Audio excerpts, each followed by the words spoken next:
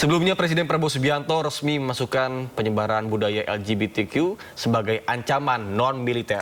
Ya, hal tersebut ditetapkan dalam Peraturan Presiden atau Perpres nomor 111 tahun 2025.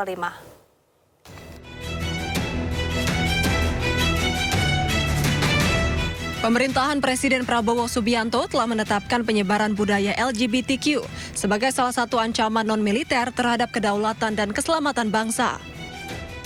Hal ini tertuang dalam Peraturan Presiden nomor 111 tahun 2025 yang menjadi landasan bagi kebijakan umum pertahanan nasional periode 2025-2029. Penyebaran budaya LGBTQ atau lesbian, gay, bisexual, transgender, dan queer diklasifikasikan ke dalam ancaman non-militer berdimensi sosial, budaya, dan ideologi. Pada bagian ancaman non-militer, penyebaran budaya LGBTQ masuk dalam satu klasifikasi bersama radikalisme, terorisme, judi daring, pinjaman online ilegal, hingga penyalahgunaan narkoba. Peraturan Presiden tersebut telah resmi ditetapkan pada 25 Oktober 2025 lalu. Kebijakan ini menegaskan bahwa pertahanan negara tidak hanya menghadapi ancaman bersenjata, tetapi juga ancaman terhadap ideologi nilai dan ketahanan sosial bangsa. Anda kembali di Sindo Today, pemirsa. 154 warga terkena infeksi saluran pernapasan akut akibat asap kebakaran TPA Jatiwaringin, Tangerang. Ya, mayoritasnya merupakan kelompok ibu hamil dan balita.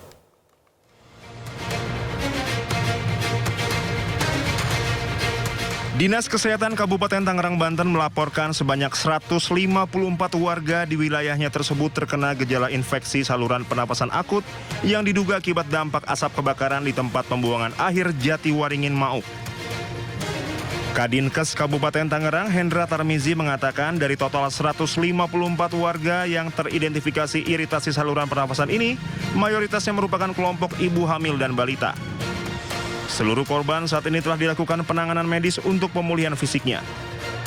Salah satu pasien diantaranya dilakukan perawatan intensif dengan dirujuk ke rumah sakit umum daerah setempat.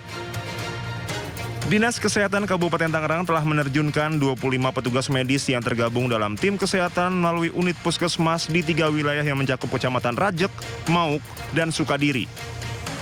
Selain itu, pemerintah daerah Kabupaten Tangerang telah membuka 5 posko terpadu untuk layanan kesehatan.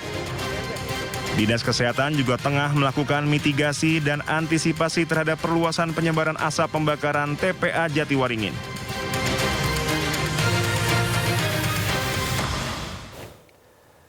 Sementara itu, hingga Sabtu kemarin, kebakaran di TPA Jatiwaringin belum sepenuhnya padam. Ya, BNPB mengerahkan 2 helikopter waterbombing untuk menjangkau titik api yang sulit dipadamkan.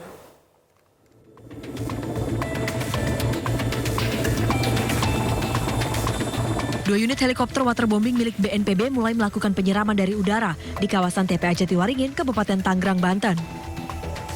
Kedua helikopter tersebut sebelumnya diperbantukan untuk penanganan kebakaran hutan dan lahan di Sumatera Selatan dan Jambi. Operasi udara dilakukan lantaran sejumlah titik api berada di puncak tumpukan sampah sehingga sulit dijangkau armada pemadam di darat. BNPB menyatakan pemadaman akan terus dilakukan secara terukur, baik melalui jalur darat maupun udara, hingga seluruh titik api berhasil dikendalikan.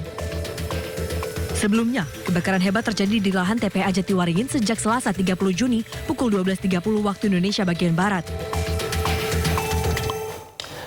Pemirsa, viral di media sosial lokasi Koperasi Desa Merah Putih yang jauh dari pemukiman warga. Ya, Menteri Koperasi Ferry Juliantono angkat suara. Menurutnya jumlah Kopdes yang terpencil sangat kecil. Banyak beredar di media sosial lokasi Koperasi Desa Merah Putih tak ideal atau jauh dari permukiman warga. Menteri Koperasi Ferry Juliantono mengatakan lokasi pembangunan Kopdes tersebut tidak asal pilih, melainkan sudah melalui kesepakatan dengan masyarakat setempat. Ferry juga menjamin dari 30.000 Kopdes Merah Putih di seluruh Indonesia, hanya 10 Kopdes saja yang lokasinya dinilai tidak ideal. Selain itu, Kementerian Koperasi memastikan 23.000 Kopdes kini tengah dalam pembangunan dan akan rampung pada Agustus mendatang. Terkait pembangunan Kopdes yang jauh dari ini jumlahnya saya sudah hitung. Coba bisa disebutin nggak? Kurang dari 10. dari yang sering kita baca di sosial media, dari 30.000 yang bulan Agustus pembangunan fisik gudang gede dan alat kelengkapannya sudah dibangun, 10 yang dalam kondisi yang tidak ideal, menurut saya tidak bisa dikatakan itu kan sedikit persentasenya itu, dan tentu nanti kita akan lakukan proses verifikasi validasi, dan tetapi penentuan lokasi itu sudah dimusyawarahkan oleh masyarakat desa dan kepala desa. DPR RI menampung aspirasi Majelis Ulama Indonesia untuk membentuk rancangan undang-undang pidana tentang lesbian, gay, biseksual, dan transgender atau LGBT. Ya, sementara itu wacana pemberantasan LGBT menuai beragam tanggapan dari masyarakat. Majelis Ulama Indonesia tengah menggodok naskah akademik dan rancangan undang-undang pidana tentang lesbian, gay, biseksual, dan transgender atau LGBT.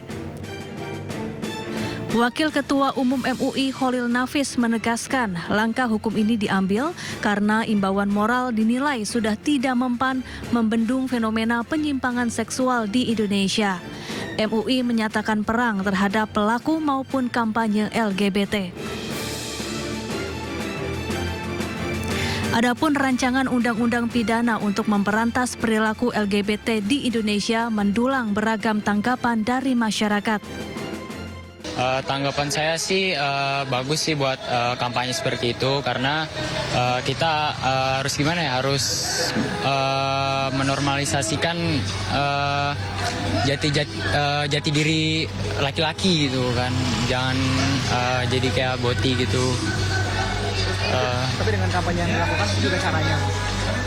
Kalau cara kayak gitu 50-50 lah, setuju, nggak setuju ya. Karena mungkin bisa menyakiti hati orang lain juga.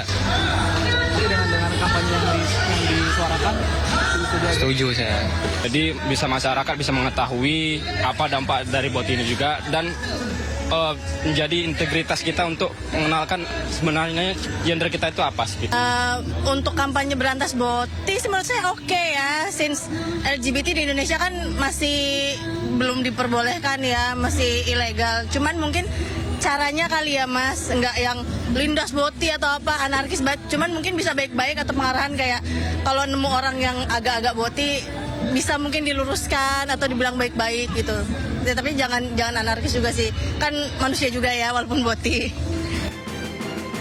Sementara itu DPR telah menampung aspirasi MUI untuk memberantas LGBT dan akan membahasnya. Tim Liputan iNews melaporkan.